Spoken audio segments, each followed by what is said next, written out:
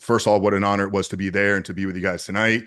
Um, I'm coming to talk about, maybe this sensitive conversation that, unfortunately, in my opinion, still is kind of labeled taboo and secrecy. There's a relationship guy, incredible fathers have relationships with their wives and with their children. So there's a lot of value there. There's a family guy talking about running your family like a CEO in a business. As fathers, you guys all are heads of your family. And then there's this porn addiction guy. Like who is he? Right? Like why is he even there? Uh, and I even had somebody come up to me, and this was for me probably one of the most special parts of the event because he apologized, and I didn't understand what he was apologizing for, and I guess he was sitting at a table because I spoke after lunch on day one, uh, and made a comment to the group like, I don't need this grown man to come in here and talk to me about pornography. And I didn't hear him say it, so it wasn't like it affected me. Um, but as you shared, I think my story resonated with so many guys there that he felt moved, and hopefully the guard was dropped. I think the guard was dropped, and that's why he came up to me. So, uh, with all that said, Joey, thank you so much, man. It was incredible to get to connect with you. And as I sit here tonight, I mean, I just want to recognize each and every single one of you. What are we at right now? 15, Yeah. including myself. Like, how awesome is this? I mean, I don't know where you guys are located. If you want to drop your locations down in the chat. But we're dedicating our evenings here on a Wednesday night with you guys are busy, you're running businesses, you have responsibilities, you're running leadership in your community, Pennsylvania, East Coast. Awesome.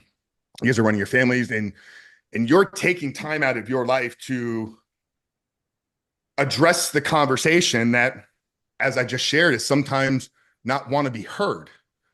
So I appreciate you guys here. And and I want to make sure that I make this time meaningful. So I'll share a little bit about maybe how I got here, and then I'm here to maybe hang out with you guys and serve into any capacity that I can.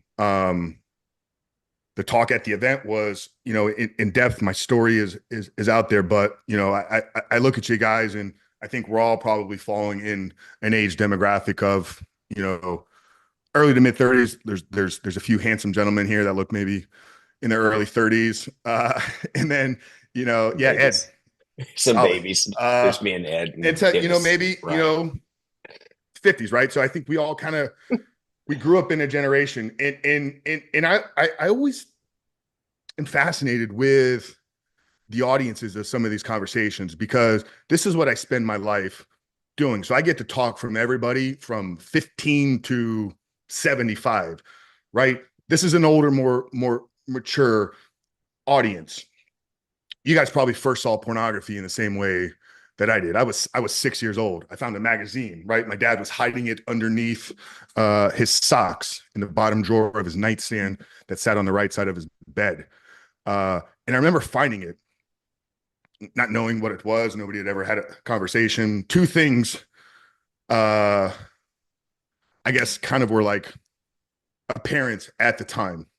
One, the female body is incredible, and it's fascinating, and I'm highly curious at learning more about it. Uh, and number two, hiding things is acceptable. Like I remember that, like because that stayed with me for 30 years of my life. I think many guys that struggle with pornography struggle with living two lives. There's who we present ourselves to be, and then there's who we are when we're alone. And I think it was in James Clear's book, Atomic Habits, that the quote actually struck me. And it was like, who you are when you're by yourself is really who you are, or something along those lines. And it's so revealing. And looking back, I didn't understand how this was impacting me, that there was this secret in my life that nobody knew about. And then as I got a little bit older, I went through some family stuff. There was a separation in the family.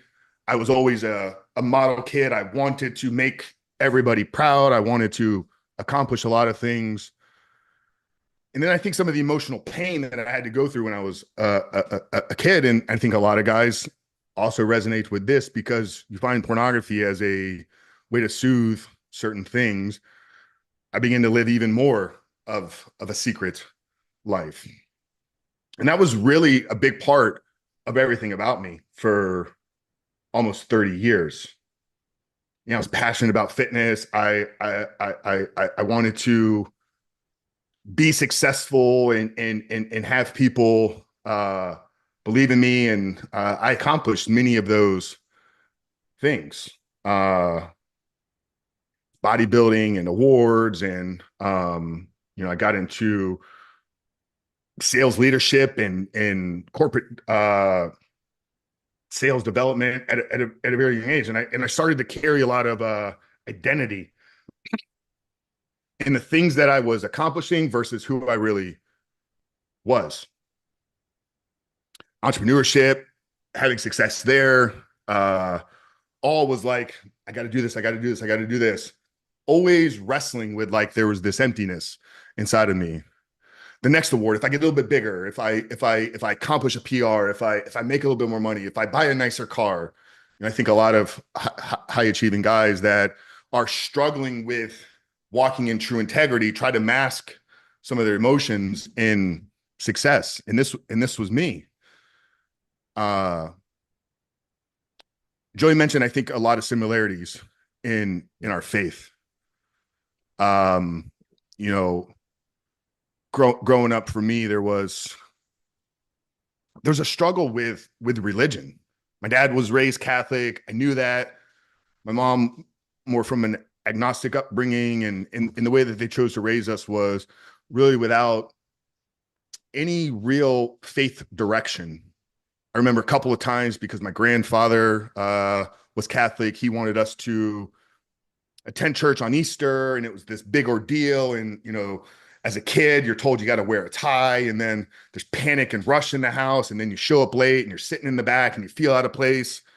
So very early on, I clatched on to an identity of like, there's church people over there and like they live a certain way, and then there's me over here.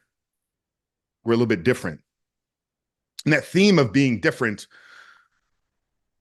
played out in a few other areas. I saw a lot of addiction struggles in my family, drug addiction, alcohol addiction. I knew my dad obviously was struggling. I didn't see the struggle with porn, but as a man now that's been on the other side of this, I saw it playing out in his life.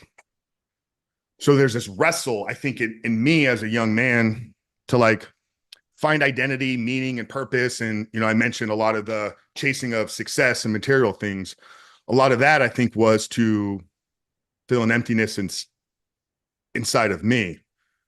Personal development filled a hole there as well. But looking back now is what I can only see as divinely orchestrated meetings. I got introduced to truly a group of men just like this. I mean, I have no other way to really explain it. It was my first introduction into like mastermindings and mentorship. This 2016, 2017. I'm getting into the world of podcasting at the time. Had been read the books, the cassette tapes, the Tony Robbins stuff, the Zig Ziglars, Brian Tracy. Yeah. Early on in my business career, those were instrumental. But this was like the real masterminding circle that now I feel truly grateful to be a part of. I've met many of the people that early on were massive influences.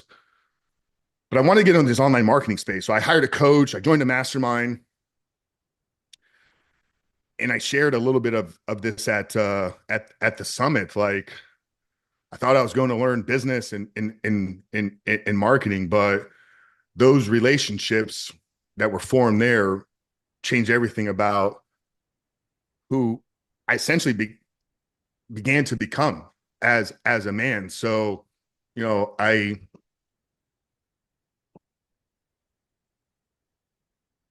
I try to never come across as I'm preaching about my faith and belief, but I do try to wear it on my sleeve because it's the guiding part of my life. But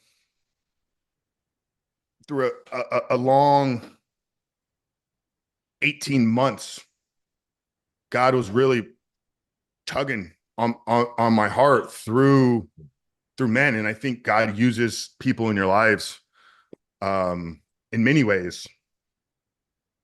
A big defining moment was giving my life to Christ, and that began me down this journey of